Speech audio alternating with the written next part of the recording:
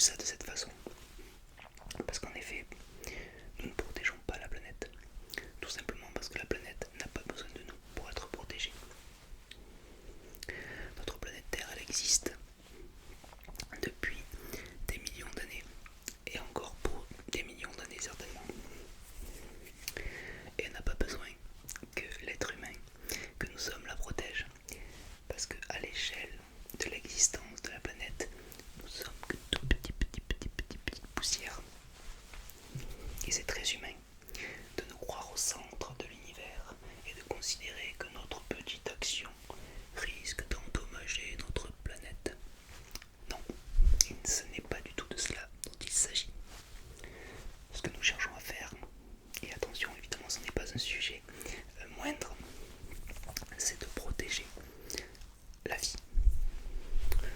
Pas exactement protéger la vie d'ailleurs, c'est plutôt protéger notre espèce et protéger également la vie des espèces animales qui ont, un fonctionnement métabolique proche du nôtre. Parce que vous pouvez être sûr que malgré ce que l'on pourrait faire aux ressources actuelles de notre planète, les micro-organismes sous-marins, voire même les fourmis, vont continuer à vivre encore très longtemps sur notre planète. Donc il s'agit plutôt de l'avenir des êtres comme nous, les êtres humains et les animaux, car nous sommes des êtres vivants relativement fragiles, très fragiles. Nous avons besoin de conditions de pression, de conditions atmosphériques, de conditions de température très spéciales pour continuer à vivre. Et même si on peut parier que l'évolution des espèces vont faire qu'on va pouvoir s'adapter à certaines évolutions tangibles de notre écosystème, il ne faut pas que les modifications ou les perturbations soient trop importantes, sinon là oui, il y a un véritable danger. Et c'est bien ça dont il s'agit aujourd'hui. Alors pourquoi c'est important et pourquoi je fais ce préambule? Parce que de dire que nous protégeons la vie, notre vie, c'est déjà comprendre que nous sommes dans un acte qui n'est pas un acte surnaturel de dire oui, je veux protéger la planète, je veux protéger le monde et de prendre son petit bâton de pèlerin. Non, c'est quelque chose de beaucoup plus égoïste, pas au sens personnel du terme, mais au sens spécifique du terme. Nous devons protéger notre espèce pour nous-mêmes et pour notre descendance, pour nos enfants, nos petits-enfants, nos arrière-petits-enfants, etc. Et le fait de le prendre de cette façon-là, c'est un peu différent. Et je pense que ça recentre aussi notre place. Voilà, nous recentrons. Parce que ça m'agace profondément que l'être humain se considère supérieur, au-dessus de tout. Voilà. Donc ça c'était la petite parenthèse. Alors pourquoi le Black Friday est une très mauvaise chose pour la survie de notre espèce? Nous sommes dans une société qui devient de plus en plus consumériste. Nous consommons tout le temps, toujours plus. On nous fait croire qu'on a besoin de consommer. On nous fait croire que l'on a besoin de consommer. Qu'on a besoin de changer de téléphone portable tous les 2 ans. Qu'on a même besoin de changer de voiture tous les 3 ans parce que, oh là là, ce n'est pas bon pour la planète de changer de voiture, de ne pas changer de voiture. Vous voyez, en plus c'est ridicule, plus c'est gros, plus ça passe. Et puis surtout, attention, c'est très dangereux. Une voiture qui a plus de 3 ans, vous vous rendez pas compte comme c'est dangereux. Vous vous rendez pas compte aussi comme ça coûte très cher à entretenir. Voilà, tout ce genre de choses. Et oui, tu le penses en plus. Réfléchis-y un petit peu. Voilà, on nous fait croire aussi qu'il faut changer de télé tous les 5 ans, qu'il faut changer de canapé, de mobilier, tout ce que vous voulez. Voilà, parce que c'est la société de consommation. Il faut consommer, il faut produire. Voilà, tous les modèles sont basés sur la croissance. Sur la croissance. Il y a très peu de politiques, il y a très peu de penseurs qui arrivent à réfléchir sans la donner d'être sous une forme de croissance. Alors que la notion de croissance, il ne faut pas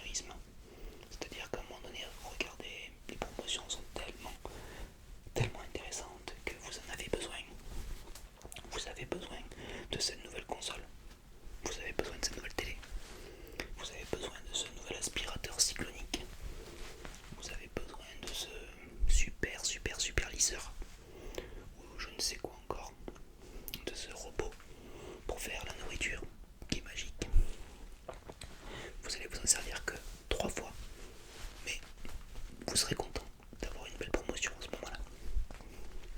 Parce que nous sommes dans le monde de la promotion. Tout le monde veut faire des affaires. Voilà. Constamment, surtout. Donc qu'est-ce qui se passe? Ceux qui revendent, ils ont bien compris. Ils montent les prix, ils font des gros rabais. Et nous on est contents. On fait semblant de ne pas le voir. Et on achète, on achète, on achète, on achète, on achète, on achète, on achète. Moi je dis non. Voilà. Je crois que j'ai à peu près tout dit.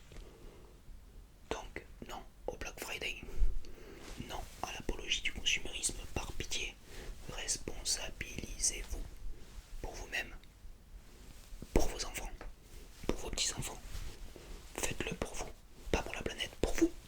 Voilà ce que j'avais à dire. Qu'est-ce que vous avez à répondre à ça, monsieur Puyol? Eh bien, merci, monsieur professeur Safe-Spicy. Oui, je suis en effet monsieur Puyol. Qu'est-ce que j'ai à répondre à ça? Qu'il faut arrêter de se prendre la tête un petit peu. Et toujours là. Alors, évidemment, votre modèle de croissance, si vous considérez qu'on est sur un monde complètement fermé, complètement étroit, complètement petit, je pourrais vous rejoindre. Mais c'est parce que vous avez un cerveau étriqué. Voilà. Et encore une fois, tout à l'heure vous disiez quoi? Vous disiez qu'il fallait pas se prendre pour le centre du monde. Et en effet, le monde est vaste, il est plein de ressources.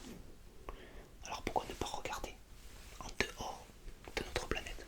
Et je suis d'accord avec vous. Il ne s'agit pas de sauver la planète Terre. Il s'agit en effet de continuer à vivre, à faire vivre notre espèce, l'espèce humaine, et puis également les espèces qui vivent autour de nous, parce qu'on s'y est un petit peu attaché, je l'avoue, et puis aussi parce que pour vivre on en a besoin. Donc, pourquoi renier le fait que nous sommes également des animaux? Tout est un cerveau, tout est une conscience. D'ailleurs, donner une conscience à un animal, quelle sauvagerie, mais c'est un autre sujet. Donc nous sommes les animaux, c'est en nous. À quoi ça sert de nous renier, de renier ce que l'on est? Nous sommes des êtres de consommation, c'est comme ça. Alors il faut vivre avec, il faut s'accepter et trouver des solutions.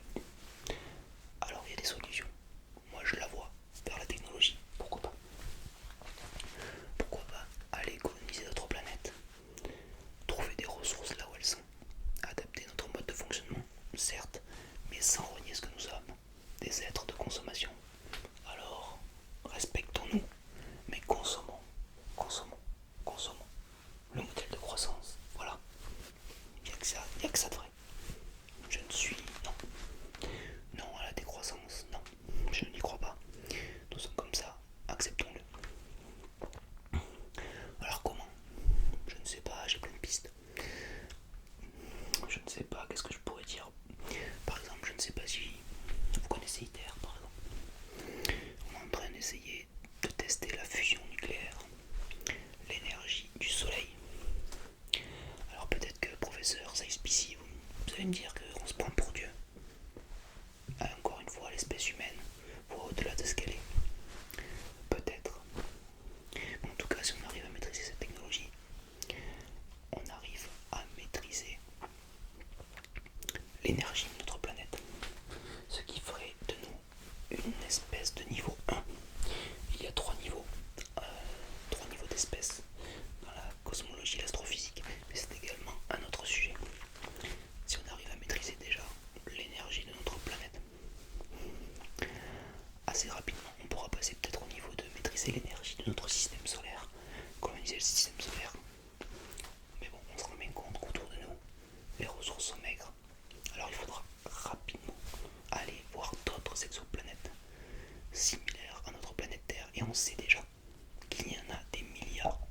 Alors ça ne veut pas dire qu'elles sont habitées par des formes de vie, je vous l'accorde, mais peut-être qu'il y a des ressources dont on pourrait disposer pour continuer à être ce que nous sommes sans nous renier des êtres de consommation et sans mettre en péril la survie de l'espèce, et en pensant également à la santé et au bien-être de nos enfants et de nos petits-enfants.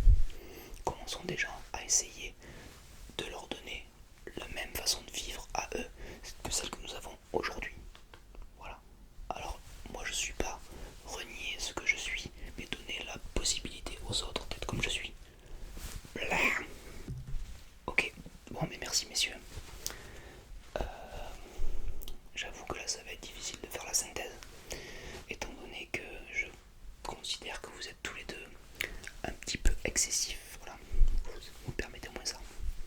Si vous êtes excessif, si. Mais je suis désolé de vous le dire, monsieur, vous êtes excessif. Dans un sens comme dans l'autre. Voilà, trouvez un petit peu le juste milieu. C'est la moindre des choses. Ouais, je sais pas. N'empêche que c'est pas facile. Parce qu'en effet, je pense que l'on a tous un petit peu en nous un professeur Saïf Spécy et un monsieur Bayrol. J'avais pas mieux comme jeu de mots, je suis désolé. Je suis un peu fatigué, un peu malade. Alors comment on arrive à faire ça? Tu pensais que j'allais te le dire? Non, si tu le sais, mets-moi-le dans les commentaires. Sans déconner, je fais des vidéos YouTube, tu crois vraiment que j'ai la solution à ça? T'es trop naïf. Non, trêve de plaisanterie, c'est un peu vrai ce que je dis. Non, je pense que déjà, être dans la conscience, dès que l'on fait un acte en conscience, c'est déjà un moindre mal. Voilà. Ouais, ça va pas aller bien loin là si je... Oui, en effet. Savoir quelle est la portée de nos actes, c'est important. Et donc il faut être, je pense, dans une logique de mesure. Voilà. Donc ça veut dire à la fois d'un côté accepter ce que nous sommes et à la fois essayer de l'améliorer. Donc ça veut dire que je pense qu'il ne faut pas être dans le combat, voilà, de ce que l'on ressent au fond de nous, pour ne pas se renier totalement. Parce qu'après, si on parle de problèmes de riches qu'on évoquait tout à l'heure, eh ben on va passer beaucoup plus de temps chez le psy que de vivre notre vie. Donc il ne faut pas se renier totalement. Après, il faut quand même, je pense, être dans une logique d'essayer d'aller vers un niveau de conscience supérieur. Donc quand même, être dans une logique d'amélioration et essayer de se raisonner. En ce qui concerne le consumérisme, certains animaux sont en capacité de le faire tout seuls. Voilà, dès qu'il n'y a plus de proie, dès qu'il n'y a plus de nourriture, ils sont en capacité de réduire leur façon de se nourrir pour se déplacer, revenir plus tard, le temps que le gibier se soit reconstruit. Alors je me dis que si certains animaux sont en capacité de le faire, et que c'est notre côté animal qui fait défaut, mais peut-être qu'il y a quand même certaines voies, si chacun se prend en main, d'optimisation, mais sans renier ce que l'on est au fond de nous. Il y a, voilà, je pense, juste milieu à trouver. Voilà, c'est ce que je pense. Même si c'est compliqué à vivre avec ce paradoxe-là au quotidien. Je n'ai pas d'autre explication. Non, évidemment, si tu as un avis là-dessus, tu peux écrire ça dans les commentaires. Je pense que ça pourra faire l'objet d'une autre vidéo ou de plein d'autres vidéos. Alors, ce que je disais tout à l'heure, c'est que je vais essayer de donner quelques petits conseils. Enfin, donner des conseils. En tout cas, essayer de faire partager mes bonnes pratiques. Alors, pour réussir son Black Friday, pour réussir un achat de façon générale, je pense, il faut essayer de se dépassionner. C'est-à-dire que si on va acheter certaines choses, on a listé, on a fait sa liste, il faut les inscrire. Il faut essayer de se fixer quelques règles. Plus on fixe de règles, plus on est dans une logique où l'on va être une logique mathématique, cartésienne, et éloignée des passions. Et souvent, quand on est dans la passion, quand on est dans l'achat compulsif, c'est là où on peut faire n'importe quoi. Dépenser énormément d'argent pour acheter des choses dont on n'a pas besoin. Donc, ce que je conseille, c'est de faire une liste des éléments. Bon, mais cette année, j'ai besoin de quoi? J'ai besoin, on évoquait tout à l'heure, peut-être que c'est pas un réel besoin, mais en tout cas, si de toute façon on considère qu'on va l'acheter pour soi ou pour quelqu'un d'autre, pour un cadeau par exemple, si on considère qu'on va acheter un téléphone portable, il faut faire des recherches sur quel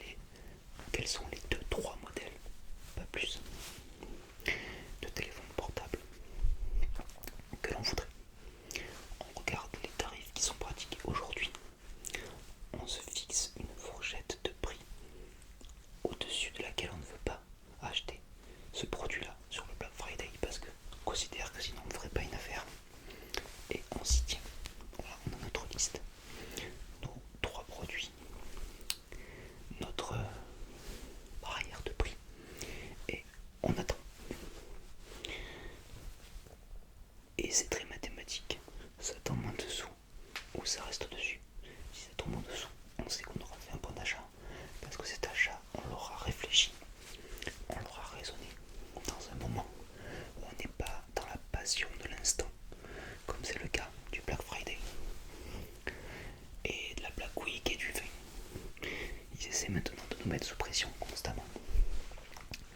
Il y a le Black Friday Month, la Black Friday Week, le Black Friday lui-même, le Cyber Weekend et après le Cyber Monday. Donc c'est pour toujours nous mettre dans un état d'excitation, de se dire oh là là, il faut que j'achète maintenant sinon l'offre elle y sera plus, etc. Pour arriver à se dépassionner de ça, voilà, vous fixez des seuils. C'est en dessous, vous achetez, c'est bien, c'est au-dessus, vous achetez pas, c'est pas grave. Voilà. Et vous faites ça pour ce que vous souhaitez acheter sur le Black Friday. Un objet, 2 objets, 3 objets, 4 objets. Je pense qu'il ne faut pas aller au-delà. Et surtout, il ne faut pas se laisser tenter par des objets qu'on n'avait pas listés. Voilà. Se dire non. Parce que c'est là où on se dit waouh, il y a une super promotion, du coup ben cet objet là il devient plus attrayant. Non, si on n'en avait pas besoin avant, on n'en a pas besoin maintenant. Donc c'est toujours ça la logique. Un objet pas cher, s'il ne nous sert pas, c'est un objet qui a coûté très cher en réalité, puisque du coup, même si c'est pas cher, cet argent là, on l'a utilisé alors qu'on n'en avait pas besoin. Et quelque part ça compense avec les vrais profits ou les vraies économies qu'on a pu avoir par ailleurs. Donc c'est une grosse bêtise. Donc mon conseil, on liste maximum 4 objets, au maximum 3 références avec des prix seuil. Et on regarde ça de façon chirurgicale et mathématique. Et on sort de la passion de l'instant. Voilà, merci. Non, honnêtement, je suis convaincu que c'est une bonne façon de faire. Encore une fois, c'est un petit peu comme ce que je disais tout à l'heure. C'est facile de le dire, après il faut arriver à le faire. Et je dis pas que parfois quand je vois un objet dont je n'ai pas besoin et que je me dis mais il est à moins 70%, c'est pas possible, c'est l'affaire de ma vie, je ne le regardais même pas tellement il était cher, mais maintenant je le regarde. Non, il faut faire très attention à ça. Toi aussi, si tu as des conseils à donner, tu peux l'inscrire dans les commentaires. Parce que je crois qu'on a tous besoin de t'accompagner dans la folie de la consommation, la folie de ce Black Friday.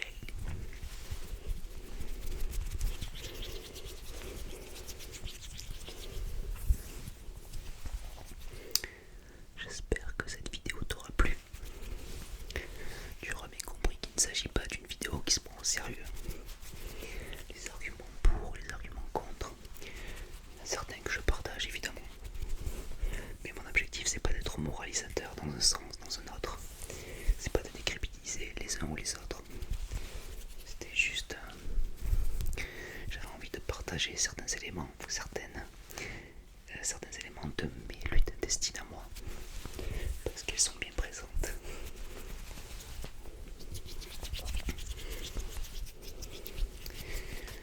Alors je te propose de finir cette vidéo avec un décompte promotionnel.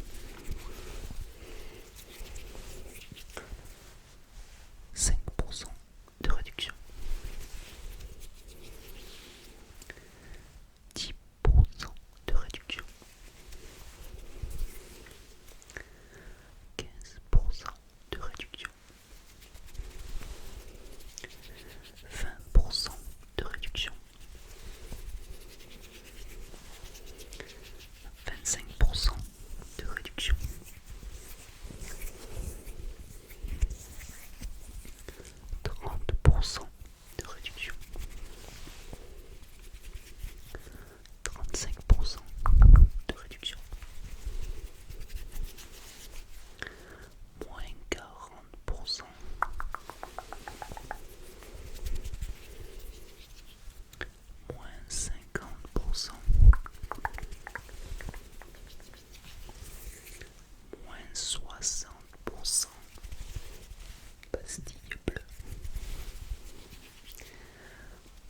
70